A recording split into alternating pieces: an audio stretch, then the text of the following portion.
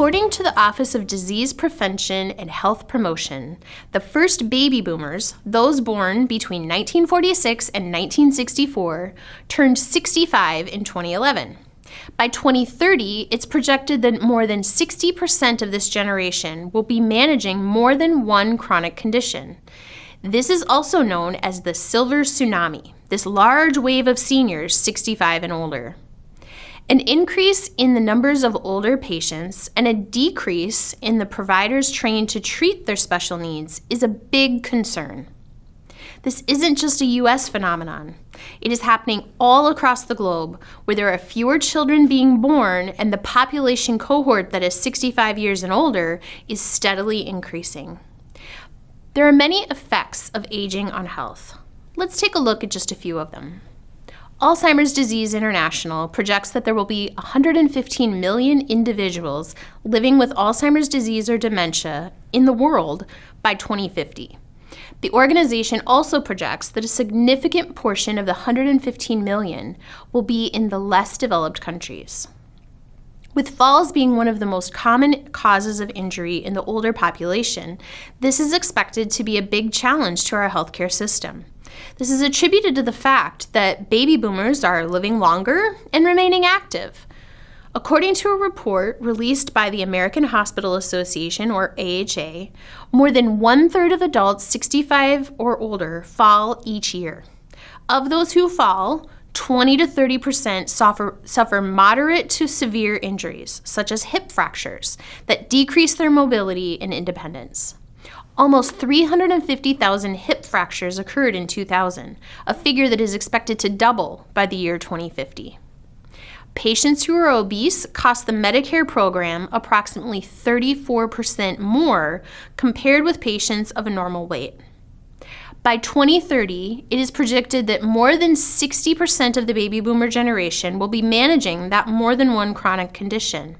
Managing these chronic conditions, along with a patient's level of disability, will increase the financial demands on our healthcare system.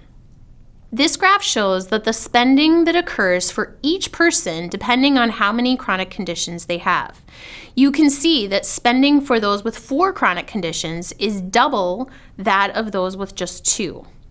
The healthcare system will need to prepare for the increasing incidences of chronic conditions within the aging population. An important challenge is implementation of new approaches in healthcare delivery to address the changing health status of this aging population. With chronic conditions on the rise in this population, their healthcare becomes more complex.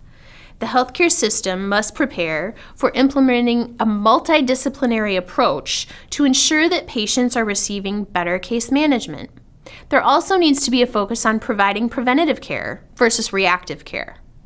Strategies may include a more comprehensive care plan before discharge, a system to help identify patients who will require follow-up, and implementation of a program to help monitor patients at home.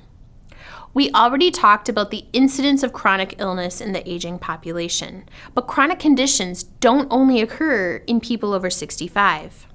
In a report published by the CDC, they showed that chronic conditions and lifestyle choices vary across the age groups. The healthiest 50% of our population only consume 3% of our nation's healthcare costs. Almost half of all Americans have at least one chronic condition. They are expensive and difficult to treat. 10% of our population consumes nearly 2/3 of all of our spending. Most of these patients are Medicare patients. The U.S. medical profession does a heroic job of saving lives, but it comes at a cost. Medicare spending for patients in the last year of life is 6 times greater than on average. Care for these patients costs 1/4 of the Medicare budget. In their last 6 months of life, these patients go to the doctor 29 times on average. In their last month of life, half of them go to the emergency room. 1/3 end up in the intensive care unit, and 1/5 undergo surgery.